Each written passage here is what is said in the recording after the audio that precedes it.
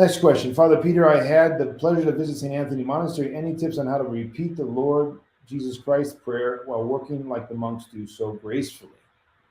You need to pray the prayer as a rule every morning, and you need to be in your cell, your little prayer closet, far from everyone, and that rule needs to be kept without fail. And when you fall, get up again. When you don't do it in the morning, do it in the evening. When you don't do it on one day, do it the next day. Keep the rule that you have from a spiritual father or from your spiritual guide or from your priest or whatever it is. Get a rule. You're going to say 300 Jesus prayer, 100 Mother of God. What is it? I don't know. Prostrations, you're going to have 10, 20, 50. Each person's different. But whatever the rule is, you got to keep it. When you are solidified and consistent in the rule at 5 or 6 in the morning or whatever it is that you do the rule, then your struggle throughout the day will be much more fruit-bearing. And of course, throughout the day, you're going to say the Jesus prayer as much as possible. And the whole point is to be constantly in the presence of God, not just feeling his presence, but actually him inspiring your thoughts, words, and deeds. And then you feel constantly him guiding you. And so whatever you do, it's according to his will, and you're mindful of the threats to that and the undermining of that, and you get ahead of it. You have a discernment and say, this is not of God. This is not God's will. This is not his spirit. This is not his inspiration.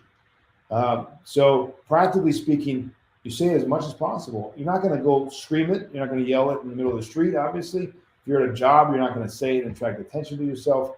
You're going to say it underneath your breath. If you're still saying it,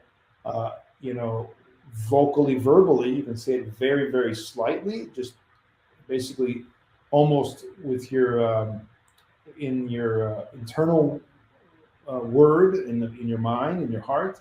But because beginners need to have the tongue also participate in the prayer, you can do that throughout the day. And it's going to take violence against the old man as much as possible, as often as possible.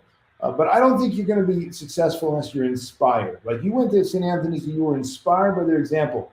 So if you want to continue to be inspired, you need to put the saints before you. So along with your prayer rule, you need to be reading the lives of the saints and contemporary saints. Read the lives of contemporary saints.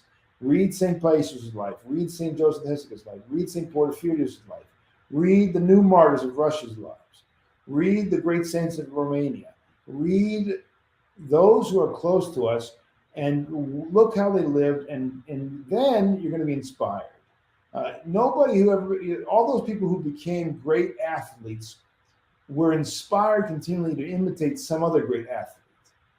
And so if you want to be inspired to be like the monks, you got to have before you those perfected monks, those saints that have lived in our day. That's how you're going to be able to keep the level of the game, right? You got to keep the game.